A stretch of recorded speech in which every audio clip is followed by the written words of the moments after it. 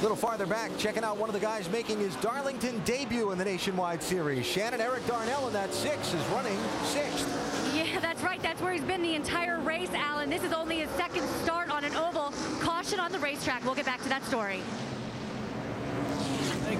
Thanks, Shannon. Caution on the racetrack here for the third time, lap 42. And we will see pit stops this time where fairly close to their first pit window. And there's a leader, Carl Edwards, and yes, for the first time in his career, Carl Edwards has now led a lap in nationwide competition at Darlington. In 4 previous trips here, he had not led a single lap. Guy that's led a lot of laps here, though, Jeff Burton. He got a little damage to the front of his car. This is going to be a good break for him to get that fixed, to get in here and get some tires. Yeah, I tell you, there's a couple guys that needs some work. You talk about the 29 car. You see damage on that one. We saw that a little while ago. And also the radio problem with Carl Edwards. I wonder now if they're going to throw him another radio, and he can actually change it inside the car.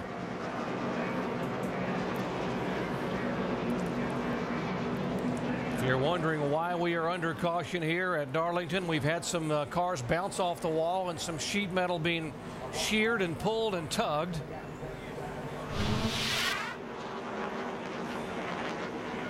And there was debris on the racetrack, and the assumption is it might have come off the 42 car of Kenny Hendrick. Yeah, he's got some damage right here. His tie-dyed car paint scheme getting a little scuffed up on the right side.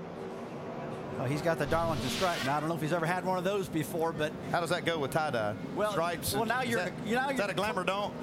I think he's in the club now, though. All right, crew chief, pretty good asphalt, still good grip here. What do you do first off? We're going to get 4 tires right here, Doc, for sure. Get some fuel, make some adjustments. That's the key thing. A lot of these guys have gotten tight and going to free up some of these things. Have a new race here when we get going again. Yeah, I totally agree. I thought some of the guys got body damage and need to take the time right now, fix it, and the guys up front just keep doing what they've been doing, because it looks like the track is not changing much to me. Remember, this is a curved pit road here at Darlington. There's quite a curve coming off of turn 4. As they come down pit road, let's go down to our Toyo Tires triple pits. Jamie. And Matt Kenseth has gained 3 positions already in the start of this race. You see him pitting right there just on that turn you were talking about, Doc. He said he's just a little tight coming off at 4, a little loose going into 2. Air pressure adjustment, 4 tires for the 16. Dave?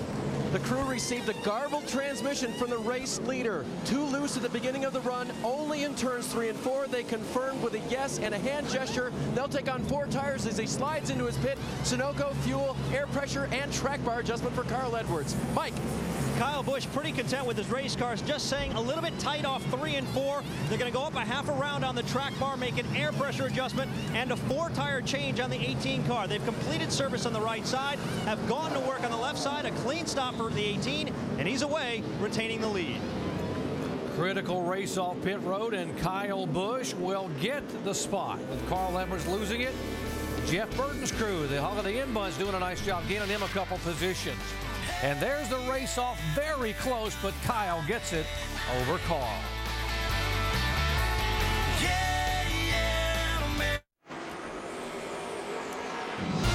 Swing away with ESPN for 2 nights of Major League Baseball action. First at 8 Eastern on Sunday Night Baseball, presented by Taco Bell. The Tampa Bay Rays visit Fenway Park for another battle against Dustin Pedroia and the Red Sox. Then catch Monday Night Baseball at 7 Eastern as the Atlanta Braves take on their divisional rivals, the Mets. Major League Baseball on ESPN and ESPN 360 Sunday and Monday night.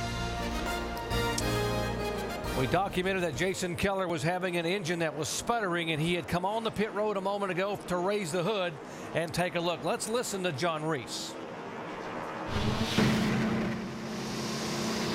Get it on, get it on. Plug wire. No, it just come out. It's not broke, it just come out.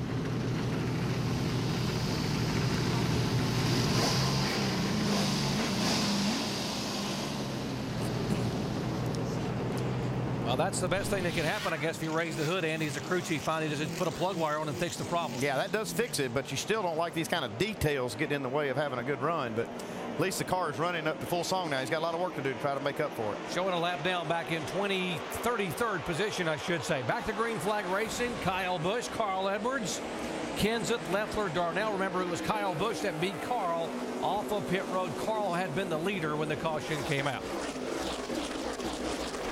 Now, we know Kyle Busch just did not practice the entire practice. He kind of quit early, and we got him really stacking up off turn 2. But it might hurt him just a little bit. They're going to have to probably make some adjustments to his car as they go, because it looked like he was getting beat in that long run. Yeah, he's definitely have to work in that car a little bit, but right now they're pretty happy. Yeah, Michael Annett struggling just a little bit on this restart. You see Keselowski going by Annett on the inside. Michael Annett's already had to go to a backup car. This is his first time at Darlington. He's getting a good education so far. I talked to Michael today. I said, Michael, what do you think of this racetrack? He said, right now, I hate it. But he's going to have to love it if he's going to finish this race. As long as he keeps making laps, this will be a good experience for him. Here comes Scott Wimmer in the 5 car now, looking inside Brian Keselowski. Tell you, Scott's another guy early in practice day, and he got in the wall pretty hard, got the Darlington stripe, but a lot of stripe down the side. These guys have cleaned that car up and made it look real good, but it didn't look that good today. Oh, Townley is around. There's the 09. We were just talking about John West Townley, another one of the rookie drivers who struggled and missed the show at Richmond last week and spent a lot of time looking at old film on how to get around Darlington. But this is his first trip to the Lady in Black. What does that old saying Mark Martin said? Cautious breed cautions. Yeah, but you know, got them all bunched back up here again, and now we've got another one. When you and I are talking at the end of a race, I always tell you, cautious breed cautions, and it's like 15 laps to go. It's going to happen, but I don't expect it this early.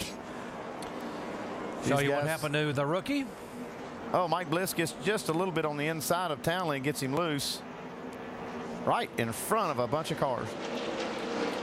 So he really didn't do anything wrong. He just happened to be in the wrong place at the right time. And there's the contact from behind by the veteran Bliss. And now he's going the wrong way. John West Townley does 360 and brings out the yellow. Working caution for the 4th time out here in the Diamond Hill Plywood 200. We might mention that the 60 car, Carl Edwards, did not get a new radio on that pit stop a moment ago. So why don't we explain what's going on there? For more on driver communications, let's go down to our Craftsman Tech Garage and Tim Brewer. Thanks, Jerry. Folks, all the cars that run in Nationwide Series has actually 2 radios on board, and the driver has a switch right here by the door panel. He can run radio 1 or radio 2. But when it comes back, when you get a little bit of water down in that area on that wiring, it might short out just a little bit. But with the heat in the car, you'd think that it would dry out. But there again, the humidity the way it is tonight, you know, the guys at Racing Electronics are pretty good. But there again, hopefully those problems will go away. Thank you, Tim. And again, he could hear his spotter and crew. They just could not hear him. Under this caution, the 87 car. Joe Nemechek is our Aaron's lucky dog, free pass winner. He was the first car lap down. And now we'll get back on the lead lap, giving us now 21 cars on the lead lap. Kyle Busch leading him down to the green flag. Matt Kenseth now has gone around his teammate Carl Edwards and has taken the 2nd spot away. Yeah, and all the action there we kind of missed. Whoa, look, talk about action. Look at this. Kenseth getting very aggressive here on this lap car. Looks like Matt tried to shoot to the bottom of the racetrack, and the 10 car, Brian Scott, come down and blocked him off, and hey, that wasn't going to work.